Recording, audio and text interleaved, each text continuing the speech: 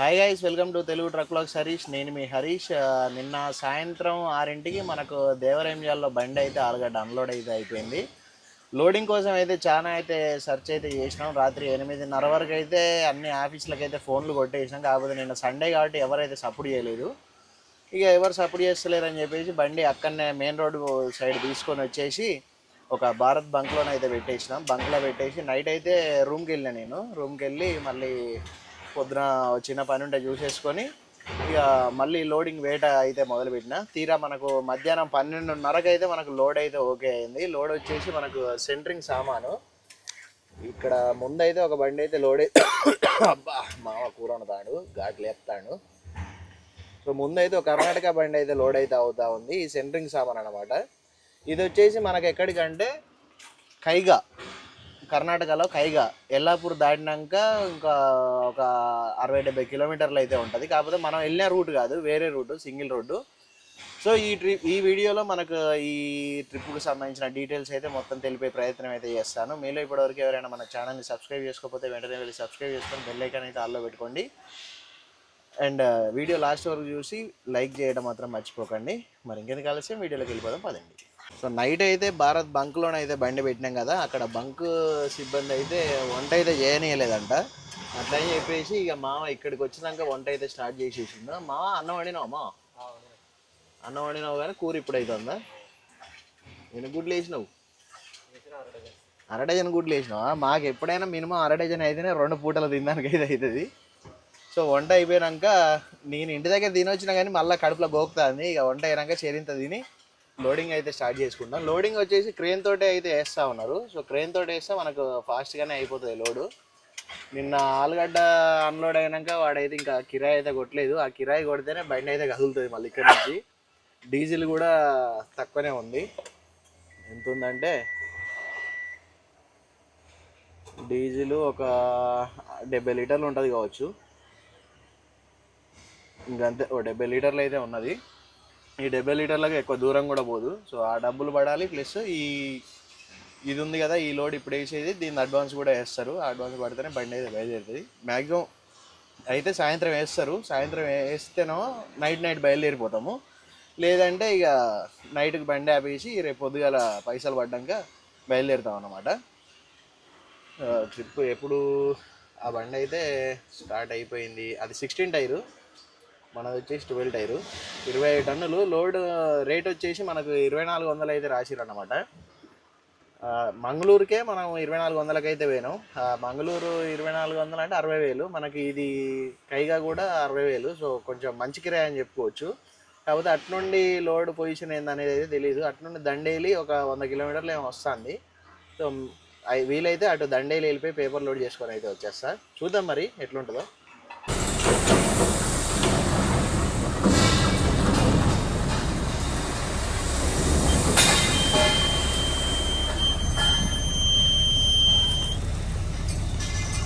So ఇదే centering సామాను మనకు లోడ్ అయ్యేది.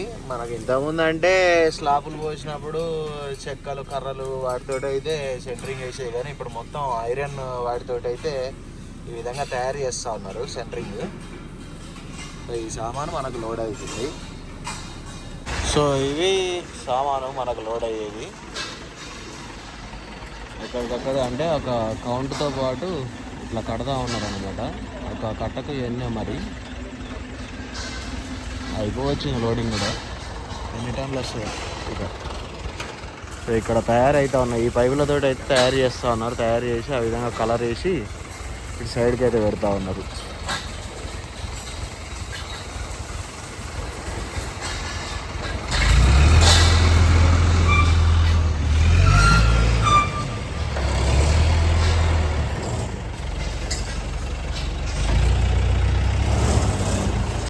ఆరున్నర వరకు లోడ్ చేసిర్రు.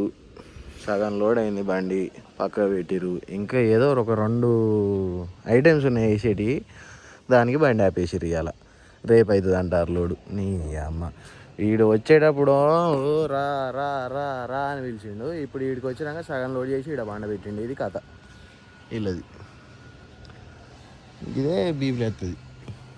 చక్కదనంగా మైదాపిండి అన్న లోడ్ వేసుకొని వెళ్ళిపోదును. మైదాపిండి అయితే ఈ పాటికి లోడ్ అయి పేపర్లు వచ్చు నిమ్మలంగా వెళ్ళిపోదును ఈ పాటికి.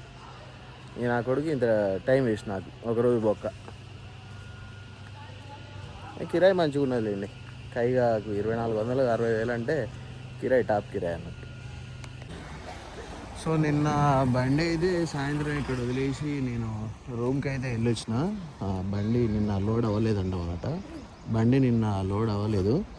సో ఇప్పుడైతే వేరే కంపెనీ దగ్గరికి వెళ్ళి లోడ్ చేసుకొని అయితే వస్తూ ఉంది.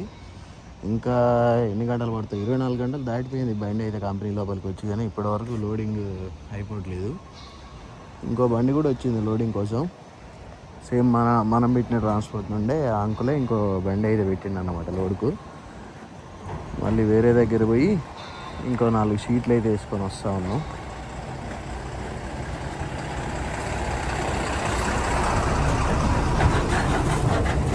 ఇంకా ఖాళీగానే ఉంది, ఇంకెప్పుడు అవుతుందో ఇది.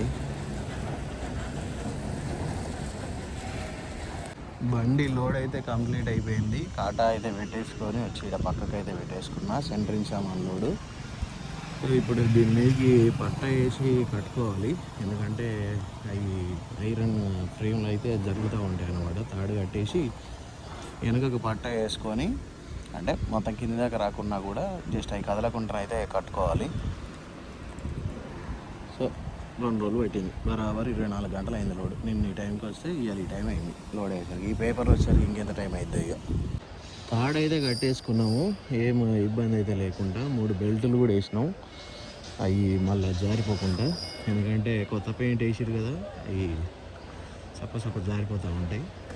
ఏ టెన్షన్ అయితే లేదు. కాకపోతే మధ్యలో ఒకసారి పోయినాక సో తాడైతే చెక్ చేసుకోవాలి. ఏమన్నా రాయిలిపోయినాయా పైన సామాన్ అనేది కూడా చూసుకోవాలన్నమాట మధ్యలో.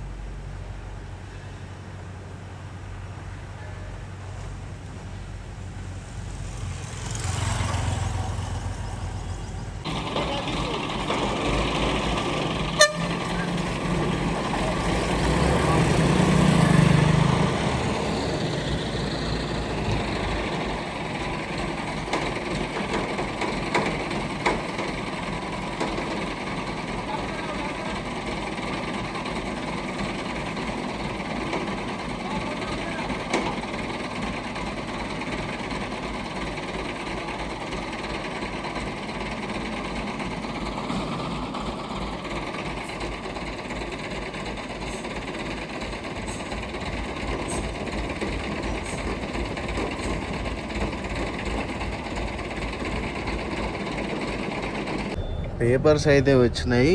ఈ డెఫ్ డోసింగ్ ఫాల్ట్ మళ్ళీ వచ్చింది. ఇక ఈరోజు నైట్ అయితే బయలుదేరాను. రేపు పొద్దుగాల ఫిల్టర్ చేంజ్ చేసుకొని డెఫ్ ఆయిల్ ఫిల్టరు రేపు పొద్దున అయితే బయలుదేరుతా. ఇప్పుడైతే గేట్ దగ్గరికి అయితే వెళ్ళి ఎంట్రీ చేయించుకొని బయలుదేరాలి.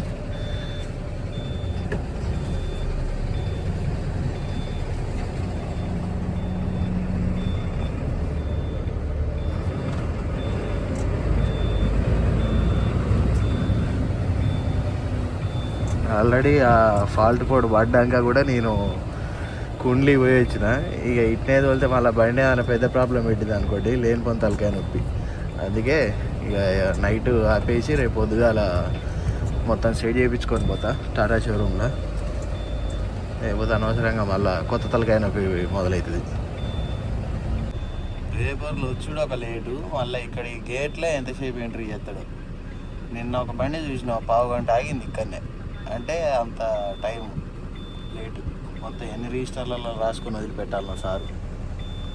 నైట్ అక్కడ నుండి బయలుదేరిపోయి షోరూమ్ దగ్గరికి వచ్చేసినాం. షోరూమ్ దగ్గర బండి పెట్టేసి మనం పొద్దుగాల చూసినాం అన్నమాట. మొత్తం ల్యాప్టాప్ అయితే పెట్టించేసి, సో డెఫ్ ఆయిల్కి సంబంధించిన 2 ఫిల్టర్లు అయితే పోయినాయి అనేది చెప్పారు. ఆల్మోస్ట్ ఫిల్టర్లు వేసి 60,000 కిలోమీటర్స్ అయితే తిరిగిందనమాట. సో ఈ 60,000 కిలోమీటర్స్ వల్ల మన ఫిల్టర్స్ అయితే దగ్గర పడ్డాయి. అండ్ ఈ ఫిల్టర్స్ వచ్చేసి ఎందుకు ఇట్లా అయిపోతాయి అంటే, మనం డెఫ్ అయితే కొట్టిస్తూ ఉంటాం కదా. సో అది వచ్చేసి మనం ఆథరైజ్డ్ సెంటర్స్లోనే కొట్టియాలి. నేనైతే ఒక 2-3 సార్లు అసలు ఎక్కడ మనకు ఆథరైజ్డ్‌ది కనిపించకపోతే మనం లోకల్ అంటే బయట దాంట్లోనైతే కొట్టేయడం అయితే జరిగింది. సో, అలా కొట్టేయడం వల్ల మనకైతే ఫిల్టర్స్ అయితే మొత్తం జామ్ అయితే అయిపోతాయి. కాబట్టి మనం ఎప్పుడైనా కొంచెం చూసుకోవాలి. చూసుకొని మంచి ఆథరైజ్డ్ దాంట్లోనే కొట్టించే ప్రయత్నం అయితే చేయాలి. సో, ఇప్పుడు నా చిన్న ఫిల్టర్ సంగతి అయితే చూపిస్తా ఒకసారి చూడండి.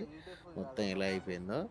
అసలు దాన్ని చూత్తేనైతే నాకే తేళ్ళు జెర్లయితే పాకినాయనమాట. సో, ఈ విధంగా మొత్తం ఆహ్, అందులో ఉండే కచరా అంతా ఇందులో ఫిల్టర్‌లోనైతే ఆగిపోయింది. ఎందుకంటే ఈ ఫిల్టర్స్ లేకపోతే మళ్ళీ బండి ఇంజన్‌కే దెబ్బొస్తది.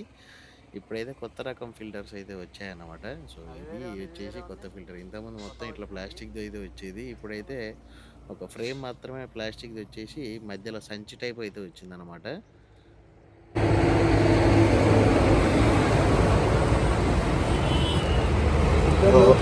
ఓరింగ్ ఇలానే ఉంది.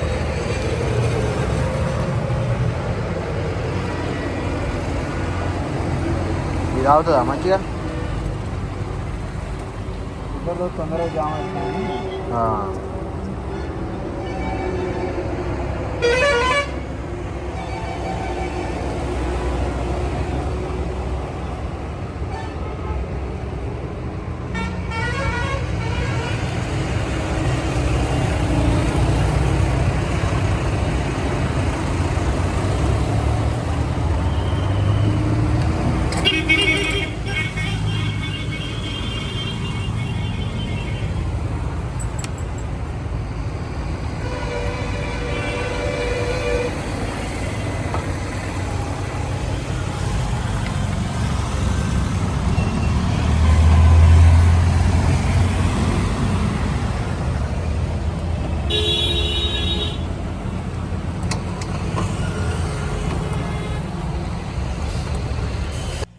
ఏం లేదు ఈసారి నెక్స్ట్ టైమ్ ప్రాబ్లమ్ వస్తే ఆ ఫిల్టర్లు నేనే బయట కొనుక్కొని నేనే చేంజ్ చేసుకోవాలి. అందుకనే మొత్తం క్లియర్‌గానైతే ఎక్కడెక్కడ ఏమేం చేస్తాడనేది నీట్‌గా వీడియో అయితే తీసుకుంటా ఉన్నా. అండ్ మీకు కూడా చూపిస్తా ఉన్నా.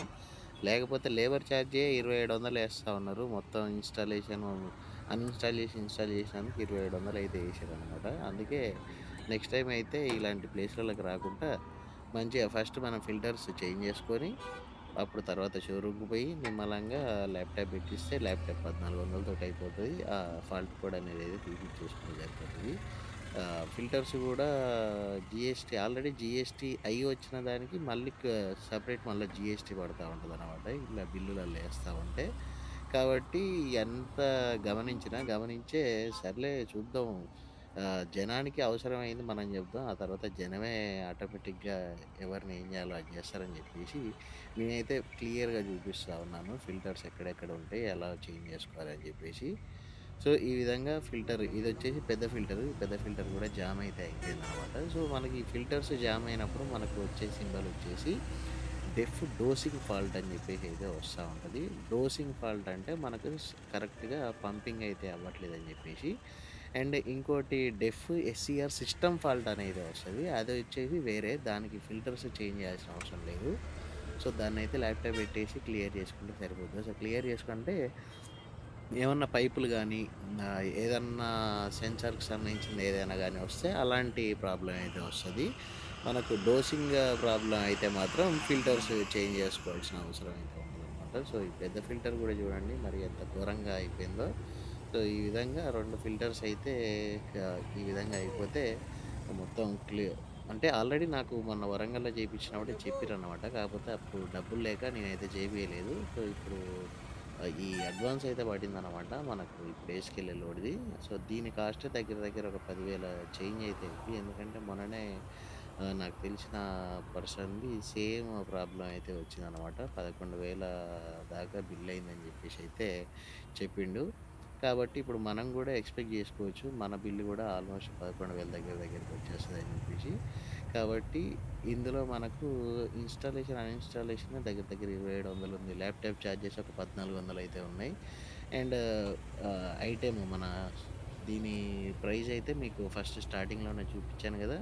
సో, అవి మళ్ళీ స్పెషల్ జీఎస్టీలు అయితే యాడ్ అయ్యి మనకు తలకాయ మీద భారం అయితే పడడం అయితే జరుగుతది.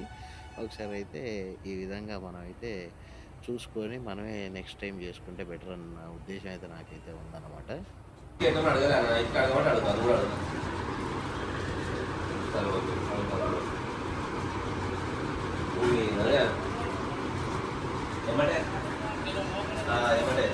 షోరూంలో పని చేసేసుకొని బయలుదేరడానికి అయితే సిద్ధమైనాం. ఇక్కడనే పక్కనే ఎస్పీ బంక్ ఉంటే ఒక 20,000 డీజిల్ అయితే కొట్టించేసిన.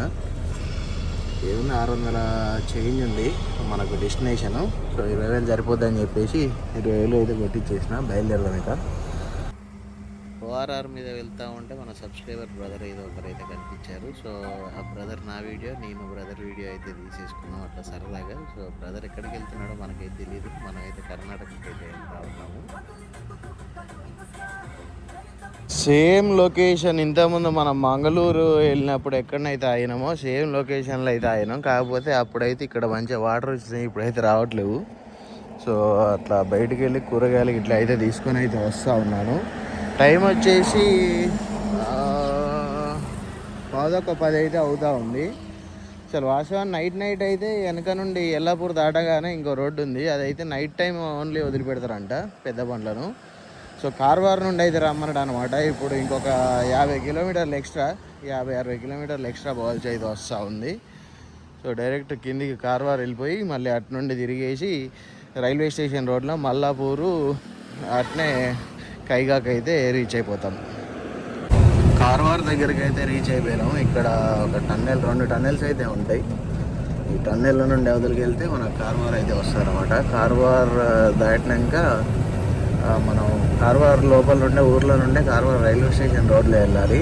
ఇంకా 50 కిలోమీటర్లు అయితే ఉంటుంది అనమాట కార్వార్ నుండి. సో ఇది వచ్చేసి టన్నెల్. ఆ కొండ కింద నుండి అయితే తవ్వి రోడ్డు అయితే వేసారు అనమాట. 2 వర్షాలు ఉంటాయి. ఇది ఉంటుంది, దీని తర్వాత ఇంకోటి ఉంటుంది.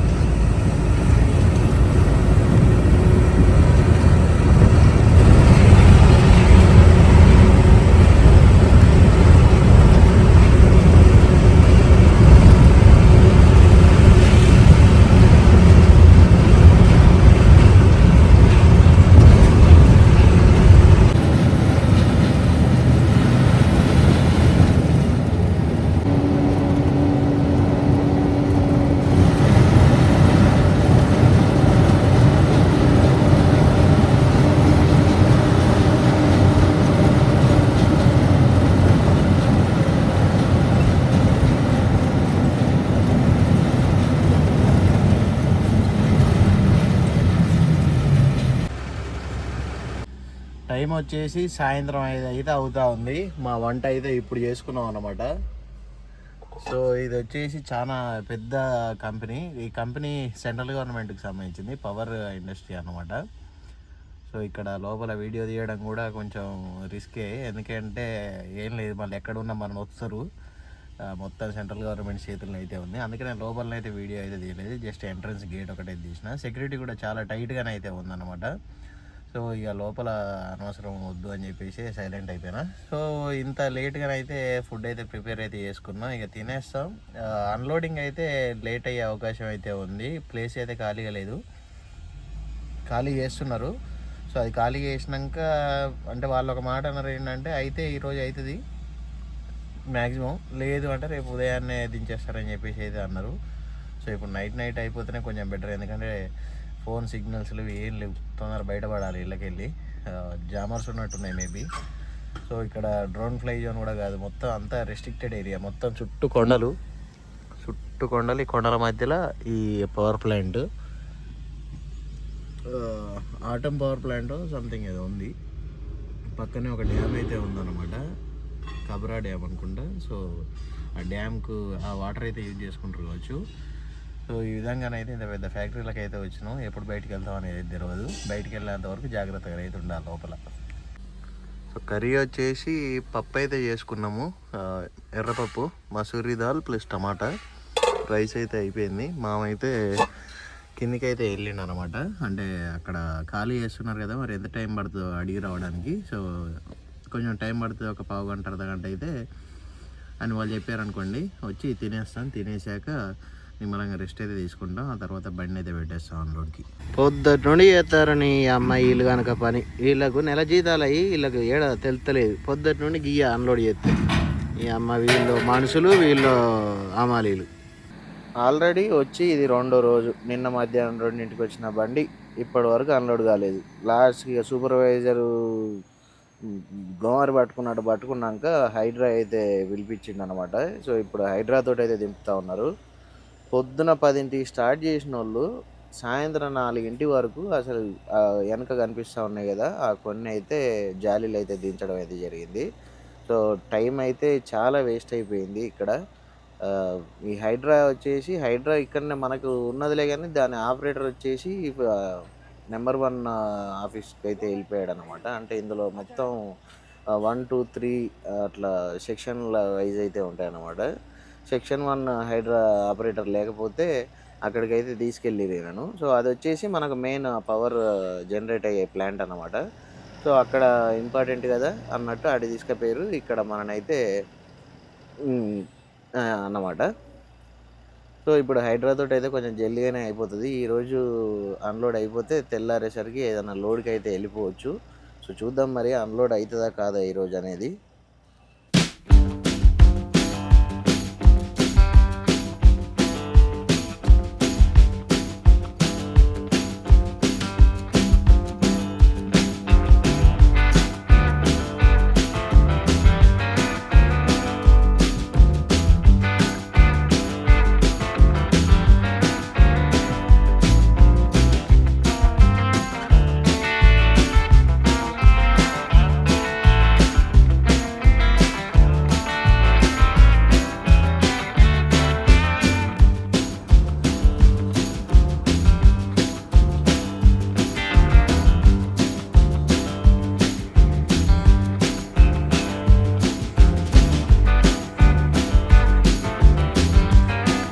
హైడ్రా ఆపరేటర్ 6 వరకు అన్లోడ్ చేసేసిండు. నా డ్యూటీ టైం అయిపోయిందని తాళాలు ఆడబడేసిండు, వెళ్ళిపోయిండు. సో ఈ నైట్ కూడా ఇక్కడనే అయింది. కాకపోతే ఇక్కడ మనకు ఫెసిలిటీ ఏంటంటే ఫుడ్ ఇట్లా మొత్తం వాళ్ళే అయితే ఇస్తారనమాట, మనకి ఇబ్బంది లేకుండా. 2 గుడ్లు అయితే పెట్టిరు రాత్రి అన్లోడ్ చేయనందుకు. ఇంత ఈ కొండల మధ్యలో నిమ్మరంగా ఒక ఏరు పారుతూ ఉంది. ఆ కొండల మించి కిందికి వస్తూ ఉంటాయి కావచ్చు నీళ్ళు. ఎక్కడనో అక్కడ దీనికి సంబంధించిన జలపాతం కూడా ఉంటుంది. సో ఇవన్నీ కలిసిపోయి కింద రిజర్వాయర్ దగ్గర ఆగుతాయి అన్నమాట వాటర్. జింకలు, చిన్న చిన్న జంతువులు కూడా వస్తూ ఉన్నాయి. నిన్న చూసిన, కాకపోతే అప్పుడు ఫోన్ బండిలో ఉండే. ఇప్పుడు ఫోన్ తెచ్చినా అవి రాలే. మళ్ళీ ఉదయం అయితే అన్లోడింగ్ అయితే స్టార్ట్ చేశారు. ఇందులో ఎన్నో లేవు, జస్ట్ ఒక 3 కట్టలు అయితే ఉన్నాయి. ఆ 3 కట్టలు 15 నిమిషాలల్లో అన్లోడ్ అయిపోయేది. కాకపోతే 6 కాగానే 6 గంట కొట్టగానే నా డ్యూటీ టైం అయిపోయింది అన్నాడు. నిన్న సాయంత్రం వచ్చిన హైడ్రా డ్రైవరు తాళాలు ఆడబెట్టిండు, బండి అక్కడనే వదిలేసి అయితే వెళ్ళిపోయిండు. ఇప్పుడు డే షిఫ్ట్ వచ్చేసి వేరే అతను అయితే వచ్చిండు అనమాట. ఈయన మస్తు నీట్గా అయితే దించిండు అనమాట. బండికి కొంచెం కూడా సెంటరింగ్ సామాన్ తీస్తాయంటే మన యాంగ్లర్లు పైకి ఉన్నాయి కదా, అసలు కొంచెం కూడా బండికి టచ్ కాకుండా అయితే దించడం అయితే జరిగింది. సో మంచి ఆపరేటర్ ఈయన. సో ఇక్కడ అన్లోడ్ చేసేసుకొని రిసీవ్డ్ తీసేసుకొని మనం లోడ్కి అయితే వెళ్ళిపోవాలి. రిసీవ్డ్ అయితే వచ్చేసింది. 3 రోజుల తర్వాత ఈ నరకంలోకి వెళ్ళి అయితే బయటకు వెళ్తా ఉన్నాం. 3 రోజుల కానీ ఫోన్లో సిగ్నల్ లేదు, ఏం లేదు, ఎవరికి ఇన్ఫర్మేషన్ లేదు. మా వాళ్ళు ఎంత భయపడతారో ఏం కథో, అసలు ఏ ఫోను సిగ్నల్ లేదు, వీళ్ళు ఎట్ట బతుకుతారో ఏం కథో ఈడ నాకైతే అర్థమే కావట్లేదు. సో ఈ రిసీవ్డ్ అయితే వచ్చేసింది. అన్లోడ్ అయిపోయి ఎంత ఫాస్ట్గా ఎంత సిగ్నల్ వచ్చే ఏరియాకి పోయి ఫస్ట్ ఫోన్లు చేయాలి. ఇంటికి ఫోన్లు చేస్తే వాళ్ళు జర ఊపిరి పీల్చుకుంటారు. లేకపోతే ఆల్రెడీ వాళ్ళని కార్ వేసుకొని వస్తారు మేము పోయిన రూట్కు. ఏం అర్థం కావట్లేదు, అట్లుంది పరిస్థితి. సో ఇది కైగా న్యూక్లియర్ పవర్ పాయింట్. సో పెద్ద ప్రాజెక్టు, న్యూక్లియర్ పవర్ జనరేట్ అయితే అవుద్ది అన్నమాట ఇక్కడ. సో ఇక్కడ అన్లోడ్ చేసేసినాం. చాలా పెద్ద సంస్థ ఇది. ఇక్కడ అన్లోడ్ చేసేసుకొని బయటికి అయితే వెళ్తూ ఉన్నాము. సెక్యూరిటీ చెక్లు అయితే మామూలుగా లేవు. లోపలికి పోతా అంటే బయటికి పోయేటప్పుడు అంటే ఎట్లా బయటికే పోతాను అని ఎవరు పట్టించుకోవట్లేరులే, కానీ లోపలికి వస్తానే మాత్రం అడుగున సెక్యూరిటీ. ఇక్కడ మంచిగా వాటర్ సోర్స్ అయితే ఉంటుంది.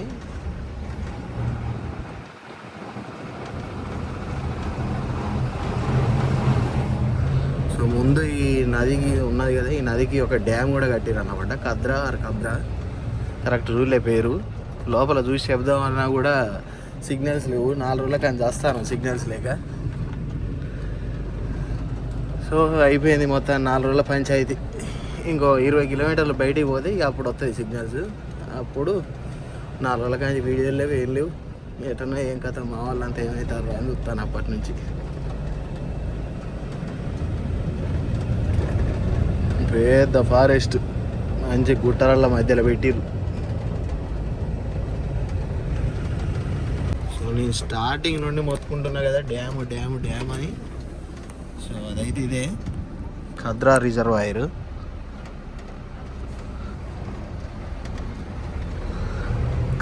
ఖద్రానా ఒక డౌట్ ఉండేది అన్నమాట.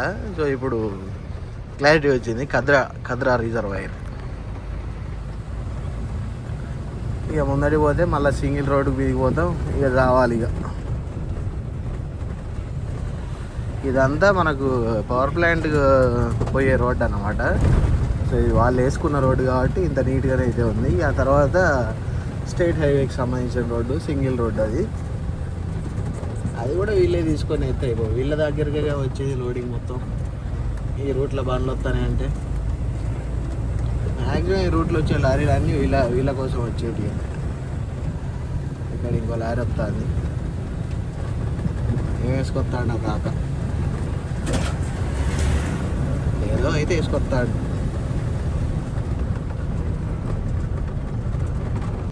అమ్మయ్య మొత్తానికి ఘాట్ రోడ్ మొత్తం కంప్లీట్ చేసేసుకొని కారు వరకు అయితే చేరిపోయాము. మళ్ళీ ఇక్కడ నుండి అంకోలా వరకు అయితే 4-వే ఉంటుంది, కానీ మళ్ళీ అంకోలా నుండి హుబ్లీకి మళ్ళా ఘాట్ రోడ్డే సావాలి. సో ఇక్కడ మనకు వచ్చేసి ఈ బ్రిడ్జ్ దాటగానే బీచ్ అయితే ఉందన్నమాట. కాకపోతే లోడింగ్ సెట్ అయిపోయింది ఆగుదామంటే, లేకపోతే ఇక్కడ కాసేపు ఆగి వెళ్ళిపోయే వాళ్ళము. సో ఇప్పుడు హుబ్లీ అయితే వెళ్తా ఉన్నాను మళ్ళీ ఎంటీ. సో అటు సైడ్ వచ్చేసి beach.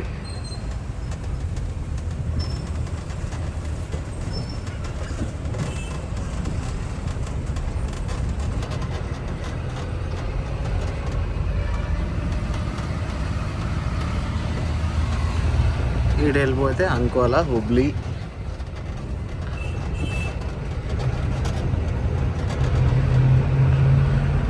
So under ground tunnel అయితే ఉంటుంది ఇటు. మళ్ళీ అండర్ గ్రౌండ్ టన్నెల్స్ 2. ఈ అండర్ గ్రౌండ్ టన్నెల్స్ 2 దాటగానే వచ్చేది మనకు బ్యాక్ సైడ్ కార్వారు. ఈ అండర్ గ్రౌండ్ ఈ దాటేసి మనం అటు వెళ్ళిపోతే అంకోలాకి అయితే వెళ్ళిపోతాము. ఇంకోలా షర్బత్. సో ఈ అండర్ గ్రౌండ్ టన్నెల్ కాకుండా అట్లా తిరిగి అయితే మనం బీచ్ వ్యూ చూసుకుంటూ వచ్చేవాళ్ళము. ఇది అట్లా తిరుగుడు అవుతుందని చెప్పేసి అండర్ గ్రౌండ్ ఇట్లా అయితే చేసిరు అన్నమాట టన్నెల్స్. లేకపోతే అదంతా తవ్వాలి, రోడ్డు క్లియర్గా ఇదే హైట్లో రోడ్డు వేయాలంటే ఆ కొండ మొత్తం తవ్వాలి. దాని బదులు ఇట్లా రంధ్రం చేసి పడేసిరు. ఈ టన్నెల్స్ దాటినాక ఆపేసి ఒకసారి టైర్లకి ఇట్లా చెక్ చేసేసుకొని లోడింగ్ వాళ్ళకైతే ఫోన్ చేసేస్తా.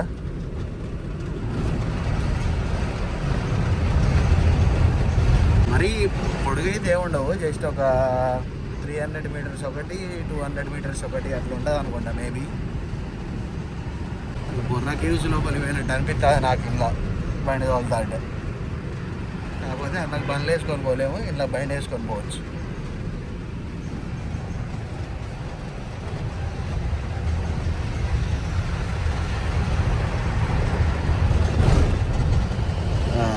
సైడ్ తీసేసుకొని ఆపుకొని ఒకసారి బండి మొత్తం ఇన్స్పెక్షన్ చేసుకొని లోడింగ్ వాళ్ళకి ఫోన్ చేసి బయలుదేరదాం.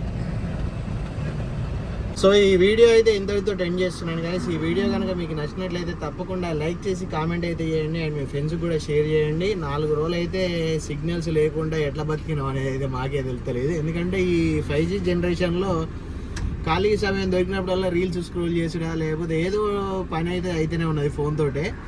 సో అలాంటి టైంలో 4 రోజులు అసలు నెట్వర్క్ లేకుండా ఎట్లున్నావు అనేది అయితే అర్థం కావట్లేదు. సో వీడియో నచ్చినట్లయితే తప్పకుండా ఒక లైక్ చేసి కామెంట్ అయితే చేయండి. Thanks for watching. Love you all. జై హింద్, జై డ్రైవర్.